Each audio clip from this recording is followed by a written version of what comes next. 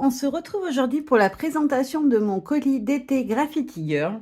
Je vais commencer par vous montrer les petites nouveautés de juillet-août si vous les avez loupées. Comme ça, vous les revoyez parce que du coup, pendant l'été, on est des fois un peu moins attentif entre les vacances, les enfants à la maison, etc. On a moins de temps libre, donc j'en profite pour vous les remontrer. Donc en juillet, on a eu le pochoir bar. Donc c'est celui-ci. Et on a eu la planche Carpe Diem. Voilà, le nom, il est ici. Avec plein de textes et deux grands titres qui sont super sympas à détourer, qui font très joli. Je les ai déjà utilisés sur plusieurs créations. Et je vous avais fait un petit marque-page pour vous montrer le rendu. Donc là, c'est la version négative du pochoir, c'est-à-dire que j'ai saupoudré par-dessus des Magical pour faire un fond avec les motifs. Et ensuite, j'ai retourné le pochoir pour obtenir cet effet-là. Voilà, donc c'est la version négative du pochoir.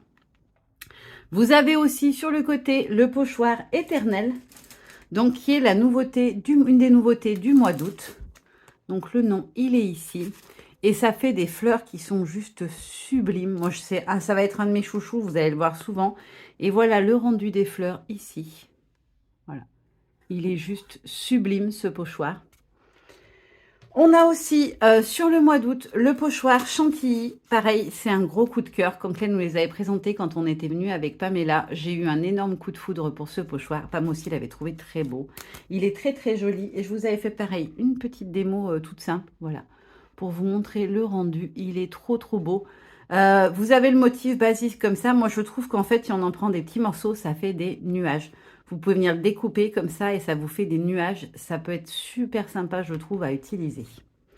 Donc ça, c'est pour les pochoirs d'août. On a aussi la planche journaling. Donc ce sont des très petits textes, très très fins. Vous voyez la finesse de l'écriture. Moi, je l'ai utilisé. J'espère que vous arriverez à voir ici, là, en fond, embossé en ton sur ton avec un rose un peu corail. Je crois que je ne l'ai pas utilisé ailleurs. Si.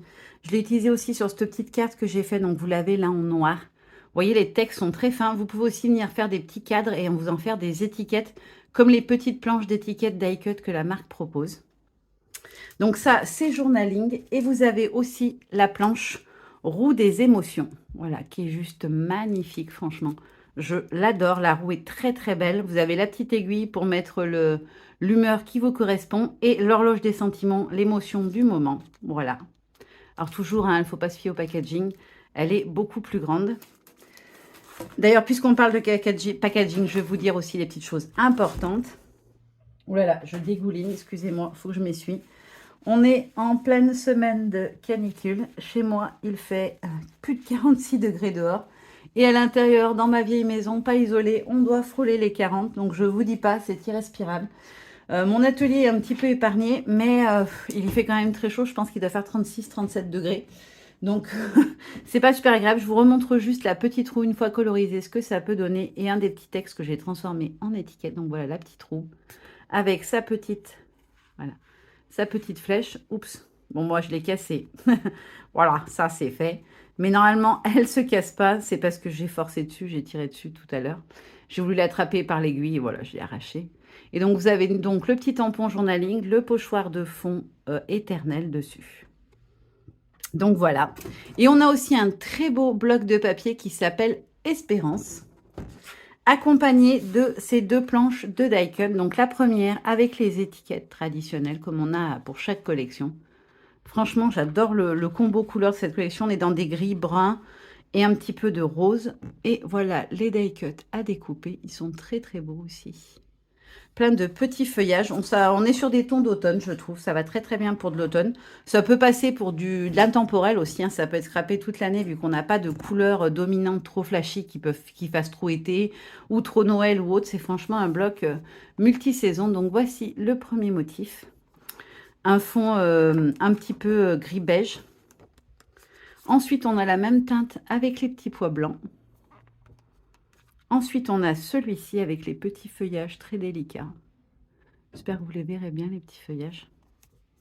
On a celui-ci un petit peu plus géométrique, dans des tons un peu qui se rapprochent d'un cuivré, mais très léger. On a celui-ci qui est très très beau aussi. On a celui-ci qui fait un petit peu plus ethnique. On a un Vichy ou quelque chose qui s'en rapproche, en tout cas dans les tons de brun et de gris. On a celui-ci où on retrouve un peu du géométrique avec des sortes de chevrons entremêlés. On a les petits carrés. Là, on arrive sur un rose poudre avec des petites fleurs, enfin un rose ancien. On a celui-ci avec la même base de rose et des petites formes géométriques toutes petites dessus. On a celui-ci, donc où on retrouve le même style de motif que sur celui-là, mais là, ils étaient en blanc sur fond gris. Là, ils sont sur un fond brun et ils sont en rose très pâle. On a celui-ci avec un effet aquarelle dans les tons de taupe. On a celui-ci qui fait un effet bois un peu, je trouve. Ouh, je suis allée trop vite. On a celui-ci avec les hexagones. Et on a celui-ci qui est très très beau. Ah non, il y en a encore un, j'ai dit une bêtise. Voilà, les petits carreaux, mais qui sont un petit peu pas droits en fait. Ils font un peu comme des vagues. Ah ben, on en a même encore un autre. On a un effet un peu tissu de jean dans les tons de brun marron rosé. Donc voilà pour la collection Espérance. Et on va arriver à ce que j'ai reçu aujourd'hui, que j'attendais plus qu'impatiemment. Alors, j'ai pas tout. Je vous montrerai dans une petite vidéo rapide d'ici quelques jours la suite, puisque je n'avais pas encore reçu. Si jamais je reçois avant que ma vidéo soit mise en visible, voilà, je vous rajouterai ça à la fin. Je vais vous présenter la collection Halloween. Vous savez que moi, je suis une accro Halloween.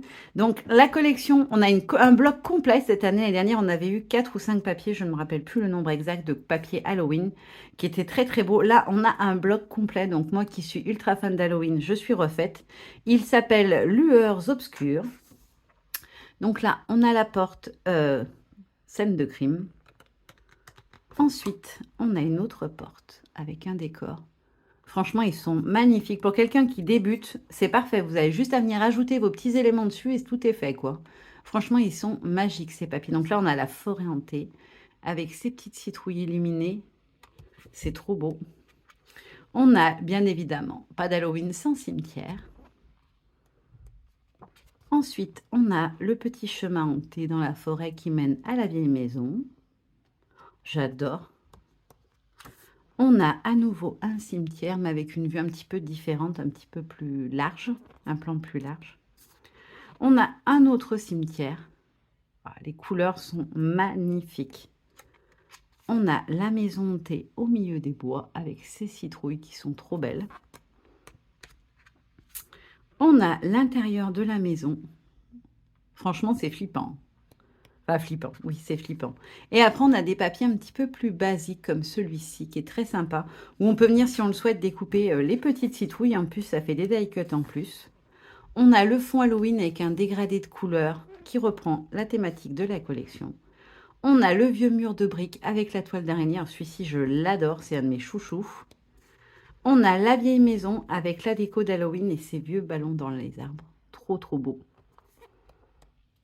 On a un effet bois avec une toile d'araignée dessus aussi. Franchement, ils sont sublimes. Alors, celui-ci, il est terrifiant, je trouve. J'irai pas du tout m'y promener dans cette forêt. Pourtant, j'adore cette ambiance Halloween, mais alors elle est vraiment sinistre. Le décor, il est parfait pour faire peur. Ensuite, on a la montée d'escalier terrifiante, avec ses lumières et ses corbeaux. On a un petit décor de table ou de l'intérieur de maison, en tout cas Halloween, qui est très doux, je trouve. Au final, il fait pas du tout flippant, il fait très doux. Et pour terminer, les indémodables petites chauves-souris en blanc sur fond noir. Ça change qu'on les a toujours en noir sur un fond très coloré. Là, je trouve que du coup, elles sont sympas en blanche sur fond noir. Et du coup, on peut venir les détourer, hein, je pense, sans problème. Elles sont pas trop... Alors, les petites sont peut-être un peu petites, mais celles-ci, par contre, on peut les récupérer sans souci. Donc, voilà pour le bloc de papier. Et ensuite, on a 3 planches de tampons par laquelle je commence. Allez, par la sublime maison hantée. Alors, pour celles qui ont l'habitude de voir les packaging Graffiti Girl, vous avez dû faire... Si vous n'avez pas vu le live, je vous encourage à aller voir le live de Clen et du technicien David, notre technicien David, voilà. Vous ont expliqué le pourquoi du comment. Alors oui, il n'y aura plus de packaging en craft pour la bonne et simple raison. Alors vous voyez, moi perso, ça ne me pose aucun souci. Je sais que certaines accros à la marque vont avoir du mal à s'habituer au changement. Moi perso, je découpais et je gardais juste, voilà, le dessus de la pochette pour avoir l'image du tampon. Mais comme tous mes tampons sont conditionnés pour toutes les marques de la même manière, pour qu'il n'y ait pas de différence de hauteur, de largeur, etc., ils sont tous conditionnés pareil, donc je ne gardais pas le packaging. Donc c'est vrai que moi, je n'ai pas ce petit manque de l'avoir ou pas, hein, j'avoue. Tout simplement parce que bah, c'était un travail considérable, c'est-à-dire qu'il recevait les pochettes. Il fallait imprimer ce qui est dessus, voilà le motif, l'imprimer, le coller. Et ensuite, remplir toutes les pochettes. Je ne sais pas si vous vous rendez compte en termes de temps, le temps que ça peut prendre. Ça les limitait forcément en quantité parce que quand on est deux ou toute seule, là actuellement Clem est toute seule, puisque notre technicien adoré est en formation, voilà, ça représente un boulot colossal et une perte de temps très très importante pour eux au niveau fonctionnement, parce que pendant qu'ils emballent, eh ben, ils ne peuvent pas rien faire d'autre, ni expédier, ni rien. Donc s'ils veulent continuer à respecter des délais, parce qu'on aime tous, on est toutes pareilles, on aime recevoir rapidement, bah, à des moments il faut faire des choix, et surtout les pochettes ont augmenté de prix, elles ont augmenté d'1 euro. Donc, pour pouvoir rester dans un concept où ils gagnent quand même quelque chose sur leur planche, il fallait augmenter le prix d'1 euro. C'est qui, nous, membres de l'équipe, nous percevaient comme bah, trop, quoi. Ils étaient à 13,95, passer à 14,95, ça devenait vraiment particulièrement cher. Juste pour avoir une pochette en craft, pour moi, ça n'est pas nécessaire. Bien sûr, c'est l'identité de la marque. Pour eux, ça a été extrêmement difficile. Si nous, l'idée est passée relativement facilement au sein de l'équipe, pour eux, franchement, entendez-le bien, ça a été un crève-cœur. Ils ont été très perturbés de cette décision à prendre. Et je les comprends parfaitement parce que c'est leur bébé. Graffiti Girl, c'est leur vie. C'est voilà, c'est leur truc à eux, ce concept de pochette craft. Mais à un moment donné, on vit dans une société où tout est hors de prix. Il faut dire ce qui est. Manger devient presque du luxe. Donc, je pense que si on doit payer les produits encore plus chers, bah, le scrap, ça n'est pas une priorité, malheureusement, pour beaucoup d'entre nous. À part si on a des très gros moyens financiers, moi, je sais que j'ai réduit mes achats de manière drastique parce qu'il y a autre chose à faire. Il faut habiller les enfants, il faut nous manger, il faut payer les écoles, enfin, ce genre de choses. Voilà, on a tous des frais à côté, tous les frais ont augmenté et à un moment donné, on ne peut pas suivre. Donc là, ils ont décidé de changer de conditionnement. Alors moi, je trouve qu'on retrouve carrément l'esprit GG. On a ce côté craft, le noir, et surtout, on retrouve le packaging des pochoirs. Où sont mes petits pochoirs? Hop, voilà. On retrouve le packaging comme les pochoirs, mais inversé, c'est-à-dire que les pochoirs, c'est noir et craft en haut. Là, on a noir et craft en bas. Et du coup, pour moi, ça reprend vraiment, on est vraiment dans l'esprit GG d'origine. On retrouve le combo couleur. Alors oui, on n'a plus le packaging, mais moi, perso, je le découpais en rondelles, donc je m'en fiche un peu. Mais bien sûr que j'entends, et comme l'ont entendu, que ça puisse décevoir certains addicts.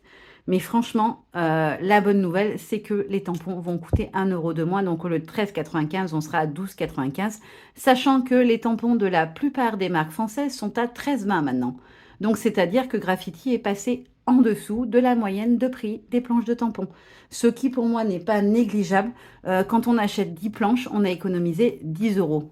Donc, c'est-à-dire qu'on a un tampon gratuit, quasiment. Donc ça, je trouve juste que c'est énorme. La marque n'était certainement pas obligée de le faire. Elle a estimé qu'elle changeait de packaging pour faire des économies et elle propose une économie à ses clients, sachant que les planches restantes qui sont encore en packaging craft sont vendues actuellement au même prix que celles en plastique pour ne pas faire de défaveur à ceux qui achèteraient des plus anciens produits, c'est que les nouveautés pour l'instant qui sont conditionnées dans ces packagings-là, pour que les gens qui achèteraient des anciennes collections ne soient pas lésés, ils auront le même prix. Donc je pense que, voilà, je sais qu'il y aura forcément des gens qui vont pas être contents, qui vont râler, mais pensez que non seulement ils vous baissent d'1 euro, et qu'en plus, ils font le geste et l'effort de vous mettre même les anciens au même prix, alors que du coup, ils y perdent dessus, parce qu'il y a le packaging qui était beaucoup plus cher. Donc voilà, voyez surtout les points positifs, ne vous focalisez pas sur le point de détail de la pochette. Oui, il n'y aura plus de pochette, mais vous aurez des tampons moins chers, et à l'heure actuelle, je pense que c'est ce qui est le plus important pour moi. En tout cas, fin de la parenthèse, je vous présente les nouveautés. Donc la première planche s'appelle le manoir. On a, je vais vous le sortir de son packaging parce que ça brille, je trouve. Hop. Alors, du coup, nouveau packaging, nouvelle déco arrière. On a la taille, le matériel, donc c'est du photopolymère de haute qualité, les instructions d'utilisation, une petite strophe sur la marque GG. Et voilà, après, vous avez les liens pour les retrouver, le QR code, voilà, et le code barre de l'article, ce qu'il ne pouvait pas y avoir sur les pochettes puisqu'il ne pouvait pas imprimer à l'arrière puisqu'il y avait les pattes qui venaient se coller. Et donc voilà la première planche, on a un magnifique manoir hanté.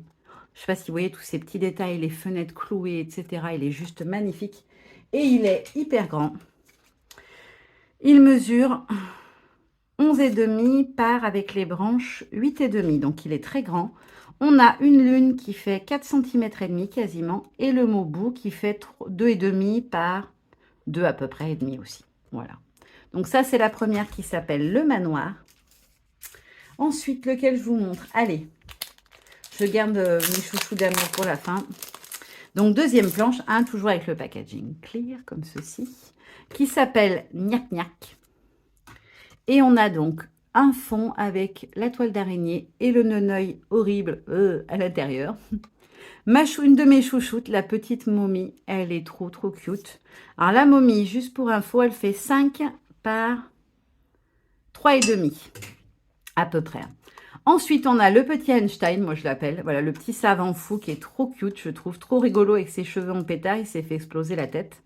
Il fait 6,5 par environ 4,5, presque 5. Si je compte les flacons, on doit être même à 5,5. Ouais, c'est ça. Et on a je le regarde pas lui, je l'aime pas. Alors si, je le trouve terrifiant. Franchement, ils ont super bien travaillé. Il est flippant à mort. On a un clown. Il est juste horrible. Horrible, il fait trop peur. Je suis colorophobe, c'est-à-dire que j'ai une peur bleue des clowns. Si un clown s'approche, je le dézingue, je ne peux pas les voir. Mais en tampon, ça va, il n'est pas vivant, donc ça passe. Il fait 9 avec sa hache par à peu près 4,5. Mais franchement, il est terrifiant. À chaque fois que je le regarde, il me fout des frissons dans le dos. Et je vais m'éclater avec parce que du coup, j'adore me faire peur. Hein. C'est un peu le concept d'Halloween, mais je le trouve trop flippant. Ensuite, la dernière planche. Hop, qui s'appelle Halo Family.